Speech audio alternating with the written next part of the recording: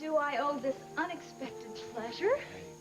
You want some coffee? No, thanks. I just thought that after all the problems I've dumped on you these past few months, you might want to hear some good news.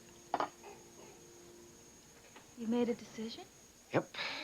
I'm divorcing Sloan, and I've asked Kelly to marry me. Any comment? Just a little stunned, that's all. When did all this happen? Do Mom and Dad know? What about Sloan? I told Sloan first, of course. And to tell you the truth, I don't think she was surprised. She must have been hurt. Well, actually, she was very cool. Hi, Allison. It was Dad that had the fit. I can imagine. Trey, Dad's lived to see you in the White House. Did you tell him about Scotty? No, Kelly doesn't want anyone to know until the divorce is final. Why? If Dad knew Scotty was your son, maybe it would help him understand. Well, Kelly's afraid that Dad might still try to take Scotty away from her. I know it's a little irrational, but she has reason to believe that he's capable of doing something like that. And I'm just trying to convince her that that's all behind us now. What about you, Trey? Are you happy? Yes. Very happy. Actually, it's just beginning to sink in. And I want you to know something. I know I've made the right decision. I did what you said. For the first time in my life, I've listened to my heart. I am happy for you. And for my darling Scotty. He's gonna have a father now. Trey, this is gonna change your whole life.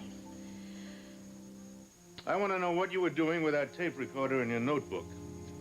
And I'd like to hear the truth this time. I was doing it for Mrs. Denning. Oh, really? Why? Because she needed proof of some of the things she said in her book. And you agreed to get it? I know you're the type who sells out to the highest bidder. But Paula Denning doesn't have anything. If it was money you were after, Ronnie, you picked the wrong side. You really don't Again. understand, do you? It's your side that I really wanted to be on. Always. I'm not buying it, Ronnie. I'm immune. Mr. Clay, please. Don't fire me. I will do anything. And I mean anything. If you just let me stay on, please. I have no intention of firing you. At least not yet. I think you could be very useful. Now that we understand each other. Would you have ever told me the truth? If I hadn't found that file in your apartment yesterday, would you just go back to Colin Bay and not said anything? That was the plan.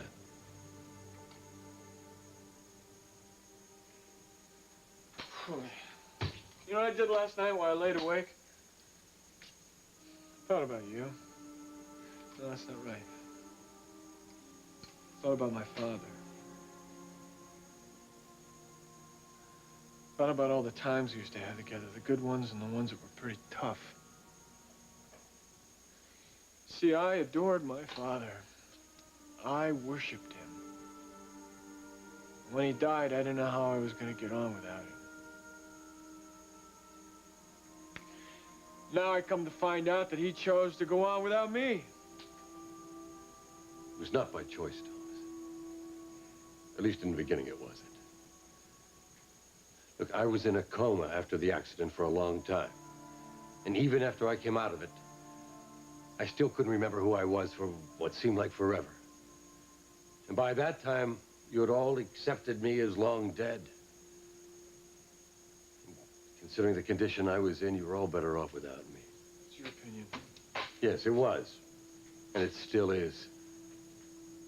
I couldn't ask you to take me back out of some kind of obligation. Or out of a memory of the man that I once was. I can't do that to you, Thomas, or your brothers. Or Clarissa. Oh, how noble. Not noble. Just realistic. People change in 10 years, Thomas. I changed. So has Clarissa. Now she's made a whole new life for herself, which would be destroyed if she found out about me. I don't have the right to do that. Neither do you. What if she finds out on her own? She won't, if you don't tell her. I'll make you a deal. If you agree not to tell her, I promise you that I'll be out of here, back to Colombe, by her wedding day. I'll be out of all of your lives forever. Is that fair? Sorry, Thomas, but Wendy wasn't...